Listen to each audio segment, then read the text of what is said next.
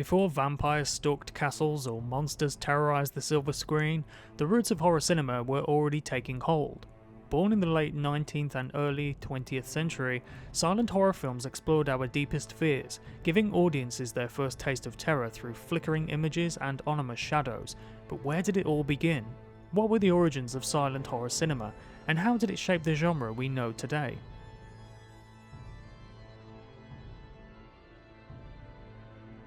To understand the origins of horror cinema, we must go back to the very dawn of film itself.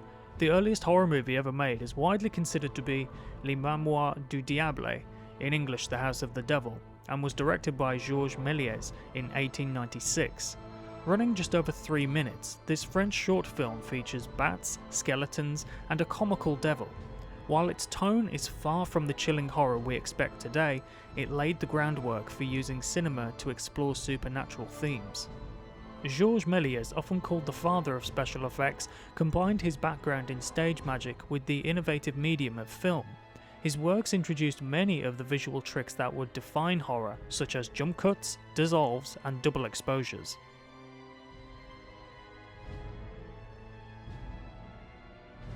However, Méliès didn't create these concepts in a vacuum. Horror had long been a staple of stage productions. In 1797, audiences in Paris were enthralled by the Phantom of the Opera-esque performances at the Theatre Grand Guignol. Known for their shocking depictions of violence, these productions created an appetite for macabre storytelling. Other theatrical productions, such as adaptations of Frankenstein and Dr. Jekyll and Mr. Hyde, also influenced filmmakers. These stories were ripe for visual exploration, paving the way for horror's transition from stage to screen.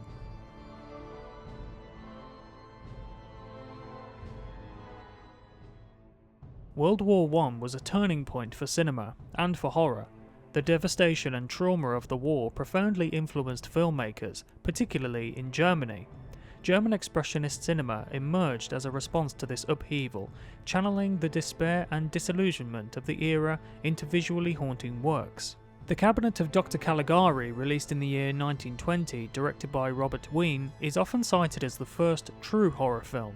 Its twisted sets, angular shadows, and nightmarish narrative reflected the psychological scars left by the war. F.W. Murnau's 1922 masterpiece, Nosferatu, is an unauthorized adaptation of Bram Stoker's Dracula, and it further solidifies the genre with its eerie depiction of Count Orlok.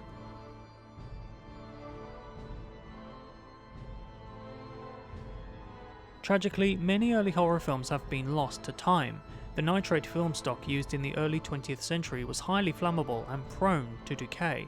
One notable example of this is the 1927 Todd Browning picture, London After Midnight, starring Lon Chaney, the Man of a Thousand Faces.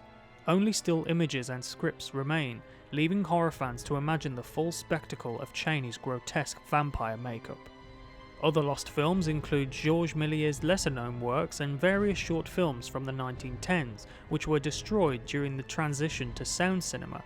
These lost pieces of history remind us how fragile the origins of horror truly are.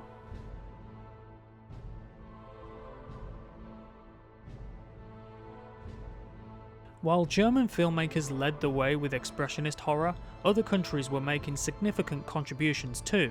In Sweden, director Victor Sjöström directed The Phantom Carriage in 1921.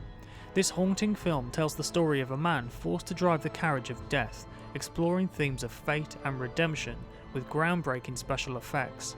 Meanwhile, in Japan, A Page of Madness, released in the year 1926, was directed by Tinosuke Kinogasu.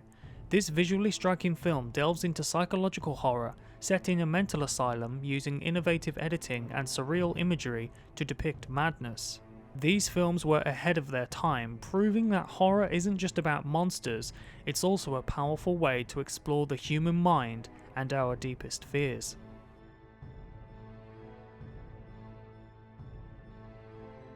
The silent era of horror cinema didn't just set the stage for the genre, it defined its language. From Georges Méliès' playful experiments to the psychological depths of German expressionism, these films continue to inspire directors today. While many films from this era are lost, the surviving works remind us of the innovation and courage it took to create stories that tapped into our primal fears. Silent horror cinema wasn't just the birth of a genre, it was the beginning of a shared cultural fascination with the macabre. So the next time you watch a horror film, remember its roots, from the flickering images from Georges Méliès to the shadowy nightmares of Nosferatu. Silent horror cinema carved a path for everything we fear on screen today.